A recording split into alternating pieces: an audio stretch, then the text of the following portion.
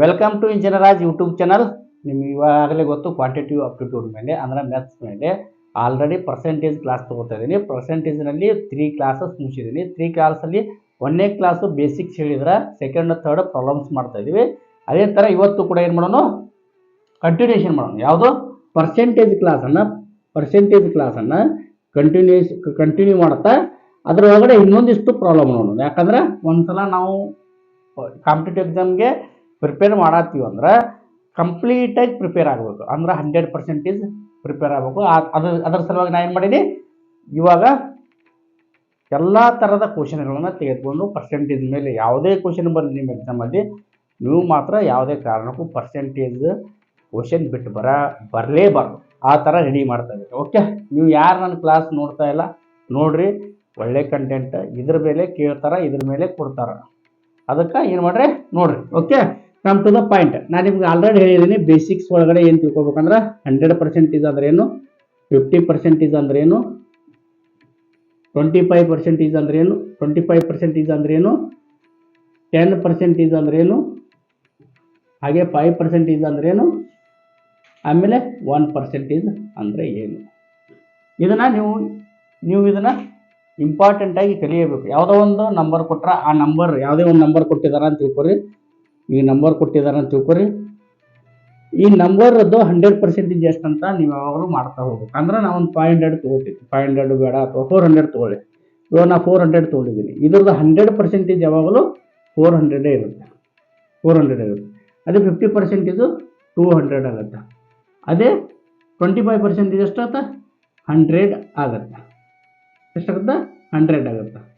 ಅದರ 10% ಎಷ್ಟಾಗುತ್ತೆ, 40 ಆಗುತ್ತೆ. ನೆನ್ಪಿಟ್ಕೋರಿ, 40 ಆಗುತ್ತೆ. ನೀವು ಇದನ್ನ ನಾನು ಡಿವೈಡೆಡ್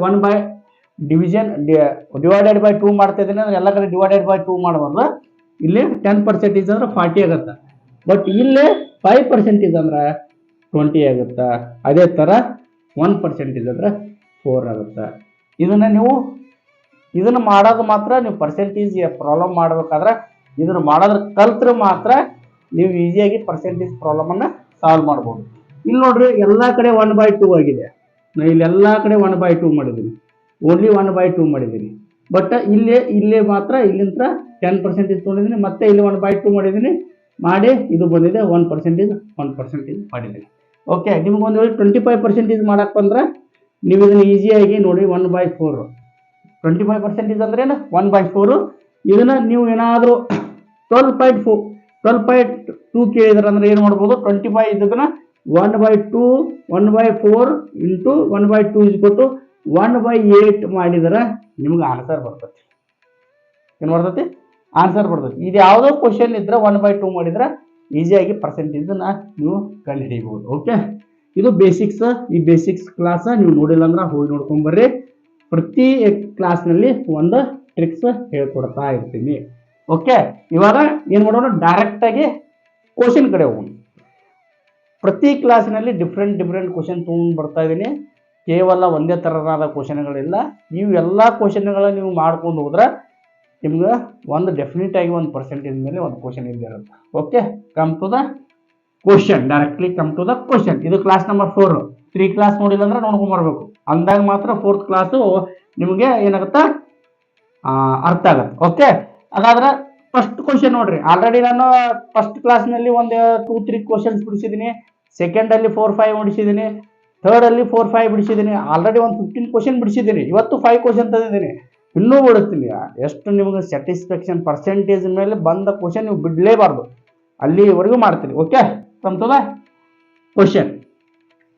ಫಸ್ಟ್ನೇ ಕ್ವಶನ್ ಏನಿದೆ ನೋಡಿ, a student has to get 25% of the maximum marks to pass exam.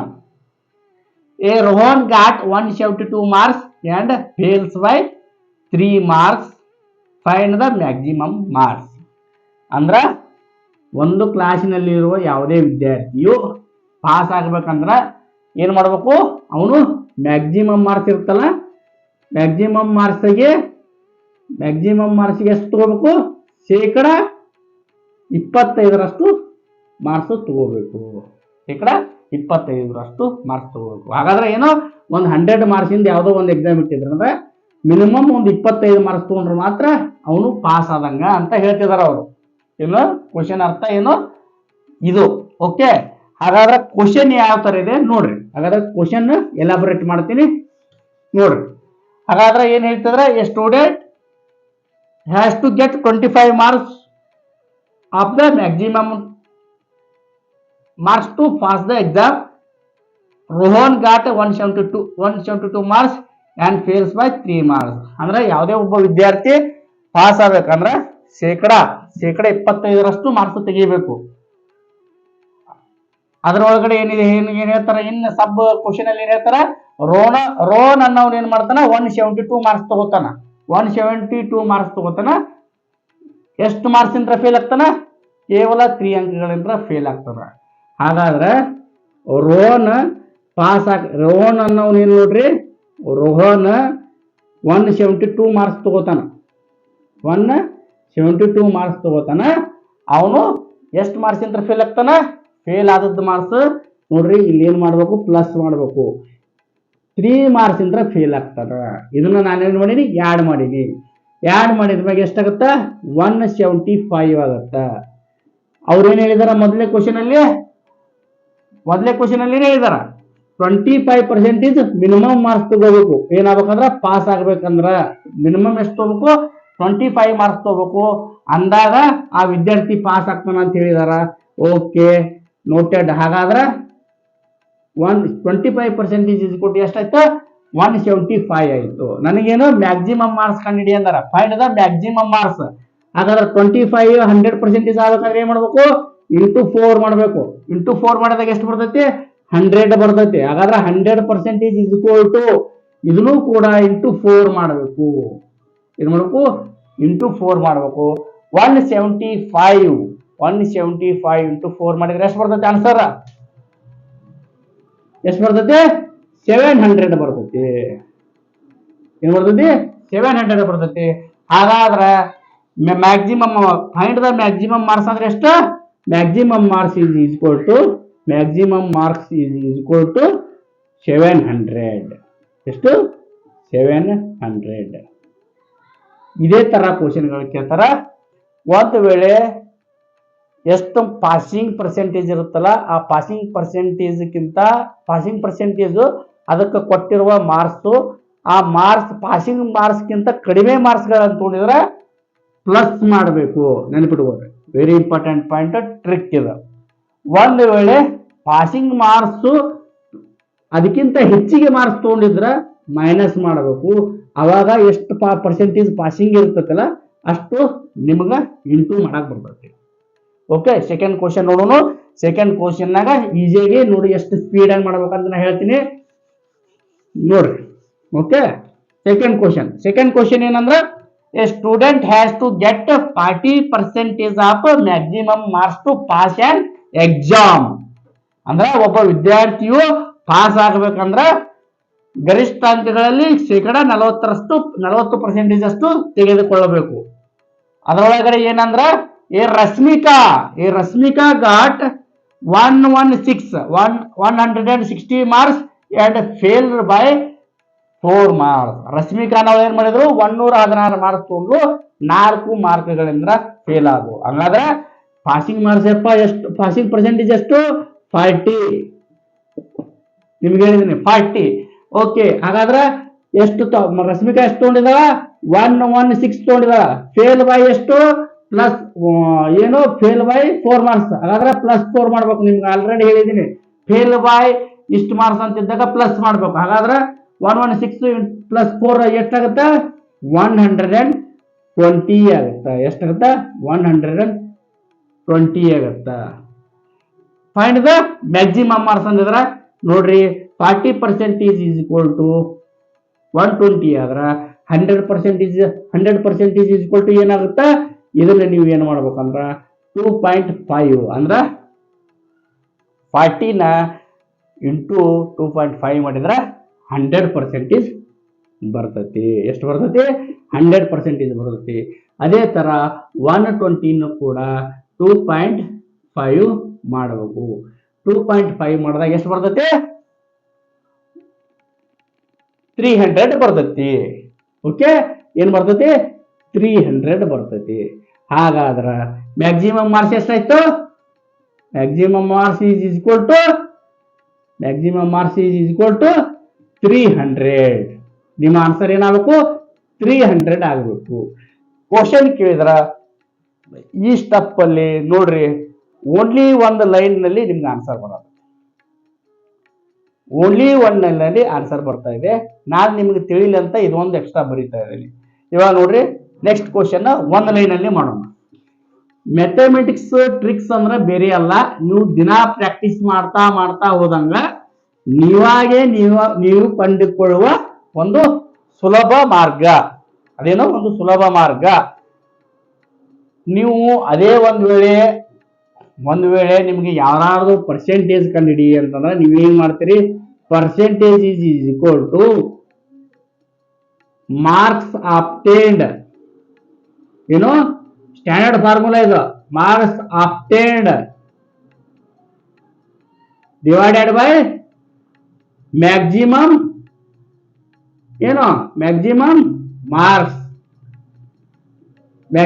Marks ಅಥವಾ ಟೋಟಲ್ ಮಾರ್ಕ್ಸ್ ಇಂಟು 100.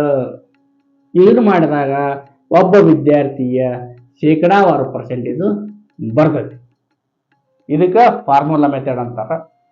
ಈ ಫಾರ್ಮುಲಾ ಮೆಥಡ್ ಮಾಡ್ತಾ ನೀವು ಕುಳಿತುಕೊಂಡ್ರೆ ನಿಮ್ಗೆ ಟೈಮ್ ಹಾಳಾಗುತ್ತೆ. ಅದಕ್ಕೆ ಈಸಿಯಾಗಿ ಹೆಂಗ್ ಮಾಡ್ಬೇಕು ಅನ್ನೋದನ್ನ ತಿಳಿಸ್ಕೊಡ್ತಾ ಇದೆ. ಓಕೆ, ನೆಕ್ಸ್ಟ್ ಕ್ವಶನ್ ನೋಡ್ರಿ.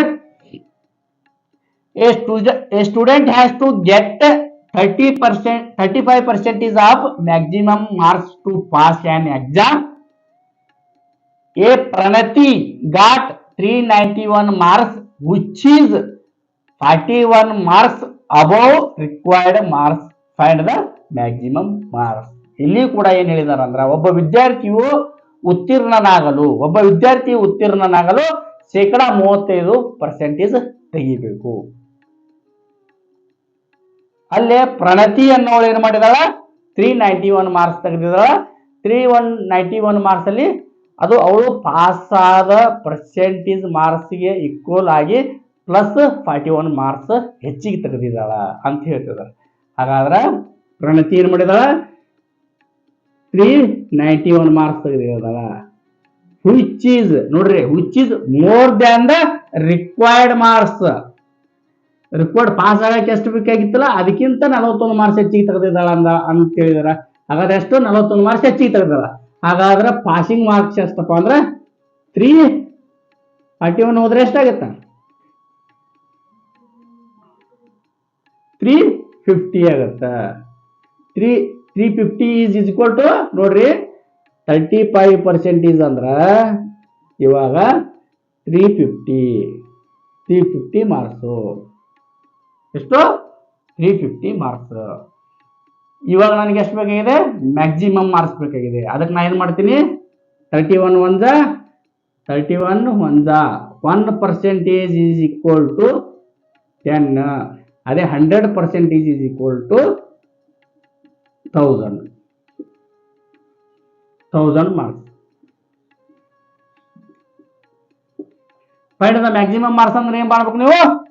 ನಾ ಇಲ್ಲಿ ಯಾಕೆ 35 ಆವಾಗಲೇ ನಾನು ಇಂಟು ಮಾಡಿ ಕ್ಯಾಲ್ಕುಲೇಟ್ ಮಾಡಿದೆ. ನೀವು ಯಾವಾಗಲೂ question depends based on that you have to solve your question. ನಾನು ಆವಾಗಲೇ ಈಸಿ ಇತ್ತು, ಅವಾಗ ಏನು ಮಾಡಿದೆ?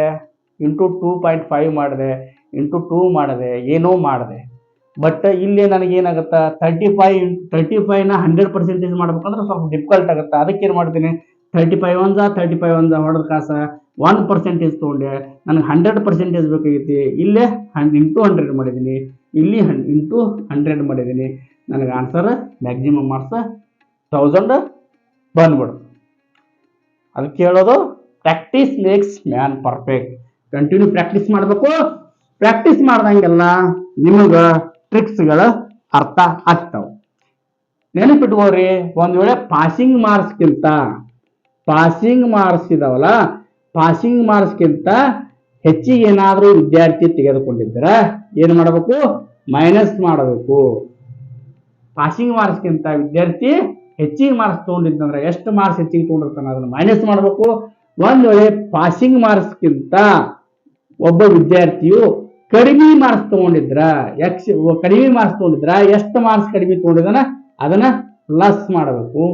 Is equal to passing percentage ಕೊಟ್ಟಿರ್ತಾನ, ಆ ಪಾಸಿಂಗ್ ಪರ್ಸೆಂಟೇಜ್ ಇಟ್ಟು ನೀವು ಈಸಿಯಾಗಿ ಕ್ಯಾಲ್ಕುಲೇಷನ್ ಮಾಡಬಹುದು. Okay, come to the next question.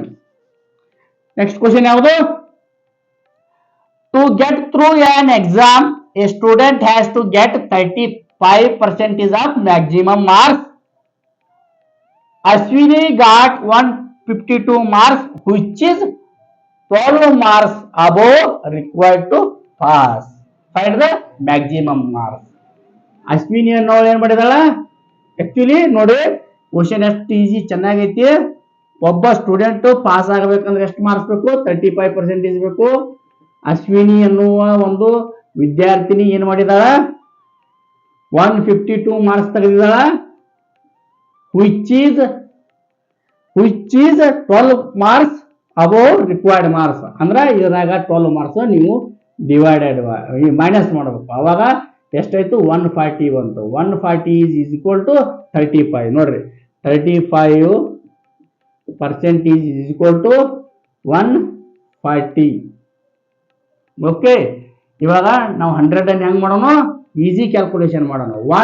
35 1 35 4 1% is equal to 10. ಎಷ್ಟು? 1% is equal to 10. 100% is equal to ಎಷ್ಟು? 100.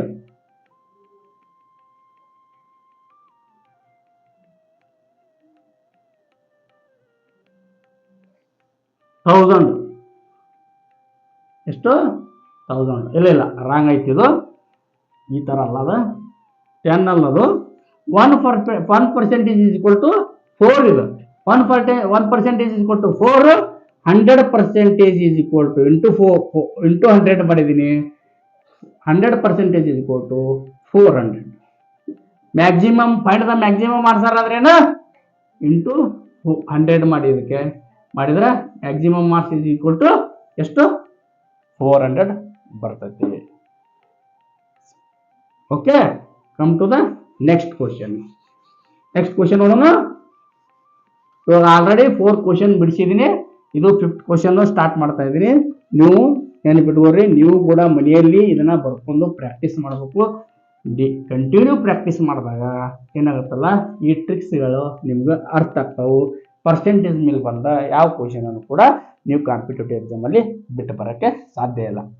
ರೈಟ್, ಲಾಸ್ಟ್ ಕ್ವಶನ್ ನೋಡೋಣ, ಟ್ರೈ ಮಾಡೋಣ. To get through an examination a student has to get 40% of maximum marks to pass. A boy got 308 marks, which is 8 marks above required marks to pass. Find the maximum marks. ಅಂದ್ರೆ ಒಬ್ಬ ವಿದ್ಯಾರ್ಥಿಯು pass ಆಗಲು ಎಷ್ಟು ಬೇಕು? 40% ಬೇಕು. ಎಷ್ಟು ಬೇಕು? 40% ಬೇಕು. ಅದರಲ್ಲಿ ಒಬ್ಬ ಹುಡುಗನು A boy got 308 marks. 308 marks, which is 8 marks above required marks to pass. ಅಂದ್ರೆ ಇವ 8 ಮಾರ್ಕ್ಸ್ ಹೆಚ್ಚು ತಗೊಂಡು ಪಾಸ್ ಆಗಿದಾನ. ಹಾಗಾದ್ರೆ ಕೇವಲ ಪಾಸ್ ಆಗಬೇಕಂದ್ರೆ ಎಷ್ಟಾಗಬೇಕಿತ್ತು? 300 ಮಾರ್ಕ್ಸ್ ತೆಗಿಬೇಕಿತ್ತು. ಹಾಗಾದ್ರೆ 300 ಮಾರ್ಕ್ಸ್ ಇಸ್ ಈಕ್ವಲ್ ಟು ಎಷ್ಟು? 40% is equal to 300. ಎಷ್ಟು? 300. ಹಾಗಾದ್ರೆ 100% ಆಗ್ಬೇಕಂದ್ರೆ ನಾ ಏನ್ ಮಾಡ್ಬೇಕು? 40% ಇದೆ, ಅದಕ್ಕೆ ನಾ ಏನ್ ಮಾಡ್ತೀನಿ? 2.5 ಇಲ್ಲಿ ಮಲ್ಟಿಪ್ಲಿಕೇಶನ್ ಮಾಡ್ತೀನಿ. 2.5 ಇಲ್ಲಿ ಮಲ್ಟಿಪ್ಲಿಕೇಶನ್ ಮಾಡಿದಾಗ ನನಗೆ ಎಷ್ಟು ಬರ್ತೈತಿ? 100% ಬರ್ತೈತಿ. ಅದೇ ರೀತಿ 300 ಅನ್ನ ನಾನು 2.5 ಇಂದ ಮಲ್ಟಿಪ್ಲಿಕೇಶನ್ ಮಾಡ್ತೀನಿ. ಮಾಡಿದ್ರೆ ನನಗೆ ಎಷ್ಟು ಬರ್ತೈತಿ? 600 ಪ್ಲಸ್ 150 750 ಬರ್ತೈತಿ. ಎಷ್ಟು? ಫೈಂಡ್ ದ ಮ್ಯಾಕ್ಸಿಮಮ್ ಮಾರ್ಕ್ಸ್ ಅಂದ್ರೆ ಎಷ್ಟು? 100% is equal to 750 ಅಂದ್ರೆ maximum mass is equal to 750. ಇವಾಗ ಒಂದು ಸ್ಟೆಪ್ ಅಲ್ಲಿ ಆನ್ಸರ್ ಬಂದಿದೆ. ಇದನ್ನ ಆಕ್ಚುಲಿ ನೀವು ಎಕ್ಸಾಮ್ ನಲ್ಲಿ ಬರೆಯೋ ಅವಶ್ಯಕತೆ ಇಲ್ಲ. ನೀವು ಡೈರೆಕ್ಟ್ 3 ಇದೆಯಲ್ಲ ಇಲ್ಲೇ ಮೈನಸ್ ಮಾಡಿ ಡೈರೆಕ್ಟ್ 300 ಎಷ್ಟು ಪರ್ಸೆಂಟೇಜ್ ಅಂತ ಇಲ್ಲೇ ಬರೆದು ಬಿಡಬೇಕು. ಇಲ್ಲೇ ಬರೆದು ಈ ತರ ಮೆಥಡ್ ಅಲ್ಲಿ ಮಾಡಬೇಕು. ಈಸಿಯಾಗಿ ನೀವು ವಿತಿನ್ 30 ಸೆಕೆಂಡ್ ಒಳಗಡೆ ಮಾಡಬೇಕು. ಯಾಕಂದ್ರೆ ಇವಾಗೆಲ್ಲ ಇರೋದು ಕಾಂಪಿಟೇಟಿವ್ ಎಕ್ಸಾಮ್ಸ್ CBT ಬೇಸ್ಡ್ ಇದಾವ, ಆದ್ರೆ ಕಂಪ್ಯೂಟರ್ ಬೇಸ್ಡ್ ಎಕ್ಸಾಮ್ ಇದಾವ. ಓಕೆ, ಇವಾಗ ಆಲ್ರೆಡಿ ನಿಮ್ಗೆ ಹೇಳಿದೀನಿ. ಇವತ್ತು ಕೂಡ 5 ಕ್ವಶನ್ ಬಿಡಿಸಿದ್ದೀನಿ, ನಿನ್ನೆ 4 ಕ್ವಶನ್ ಬಿಡಿಸಿದ್ದೀನಿ, ಹಿಂದೂ ಕೂಡ ಒಂದು 6-7 ಕ್ವಶನ್ ಬಿಡಿಸಿದ್ದೀನಿ. 15 ಕ್ವಶನ್ ಆಲ್ರೆಡಿ ಪರ್ಸೆಂಟೇಜ್ ಮೇಲೆ ಬಿಡಿಸಿದ್ದೀನಿ. ಇನ್ನೂ ಕೆಲವು ಕ್ವಶನ್ ತರುವ ಪ್ರಯತ್ನ ಮಾಡ್ತೀನಿ. ಅದಕ್ಕಿಂತ ಮುಂಚೆ ನನ್ನ ಚಾನಲ್ ಅನ್ನ ಸಬ್ಸ್ಕ್ರೈಬ್ ಮಾಡಿಲ್ಲ ಅಂದ್ರೆ ಸಬ್ಸ್ಕ್ರೈಬ್ ಮಾಡಿ, ಫಾಲೋ ಮಾಡ್ರಿ. ನಿಮ್ಮ ಫ್ರೆಂಡ್ಸಿಗೆ ಹೇಳಿ. ನೀವು ಜಾಸ್ತಿ ನೋಡಿದ್ರೆ, ವ್ಯೂಸ್ ಜಾಸ್ತಿ ಬಂದ್ರೆ ಇನ್ನೂ ಒಳ್ಳೆ ಕಂಟೆಂಟು ಮತ್ತು ಒಳ್ಳೆ ರೀತಿಯಾಗಿ ನಿಮಗೆ ಏನಂದ್ರ ಶಾರ್ಟ್ಕಟ್ಸ್ನ ಕೇವಲ ಕ್ವಾಂಟಿಟಿವ್ ಅಪ್ಟಿಟ್ಯೂಡ್ ಅಲ್ಲ, ರೀಸನಿಂಗ್ ಕೂಡ ಹೇಳ್ತೀನಿ. ಯಾಕಂದ್ರೆ ಒಬ್ಬ ಟ್ರೇನಿ ಕೊಡುವಂತ ಪೋಸ್ಟ್ನಲ್ಲಿ ನಾವಿದ್ದಾಗ ಎಲ್ಲ ಸಬ್ಜೆಕ್ಟ್ಗಳ ಬಗ್ಗೆ ಥರೋ ನಾಲೆಜ್ ಇದ್ದಾಗ ಮಾತ್ರ. ಯಾಕಂದ್ರೆ ಒಬ್ಬ ವಿದ್ಯಾರ್ಥಿನ ಒಂದು ಎಕ್ಸಾಮ್ ಫೇಸ್ ಮಾಡ್ತಾನಂದ್ರೆ ನಾ ಟ್ರೈನಿಂಗ್ ಕೊಡೋನು ಕೂಡ ಎಲ್ಲ ವಿಷಯಗಳ ಬಗ್ಗೆ ತಿಳ್ಕೊಂಡಿದ್ದೀನಿ. ಯಾಕಂದ್ರೆ ಆಲ್ರೆಡಿ ಇಂಡಿಯನ್ ಕಾನ್ಸ್ಟಿಟ್ಯೂಟ್ ಬಗ್ಗೆ ನೀವು ನೋಡಿದಿರಿ ಕ್ಲಾಸ್, ಸೈನ್ಸ್ ಬಗ್ಗೆ ನೋಡಿದಿರಿ. ಇವಾಗ ನೋಡಿ ಕ್ವಾಂಟಿಟಿವ್ ಅಪ್ಟಿಟ್ಯೂಡ್ ತಗೋತಾ ಇದೀನಿ, ರೀಸನಿಂಗ್ ತಗೋತೀನಿ, ಕಂಪ್ಯೂಟರ್ ತಗೋತೀನಿ, ಹಿಸ್ಟ್ರಿ ತಗೋತೀನಿ. ಯಾವುದಕ್ಕೂ ಭಯಬೇಡ, ಈಸಿ ಸ್ಟೆಪ್ಸ್ ಹೇಳ್ತೀನಿ, ಯಾವ ತರ ನೆನಪಿಟ್ಕೋಬೇಕು ಅನ್ನೋದು ಕೂಡ ತಿಳಿಸ್ಕೊಡ್ತೀನಿ. ಓಕೆ, ಮುಂದಿನ ಕ್ಲಾಸಿನವರೆಗೂ ವೇಟ್ ಮಾಡ್ರಿ. ಮುಂದಿನ ಕ್ಲಾಸ್ನಲ್ಲಿ ಸಿಗೋಣ. ಅಲ್ಲಿವರೆಗೂ ಧನ್ಯವಾದಗಳು.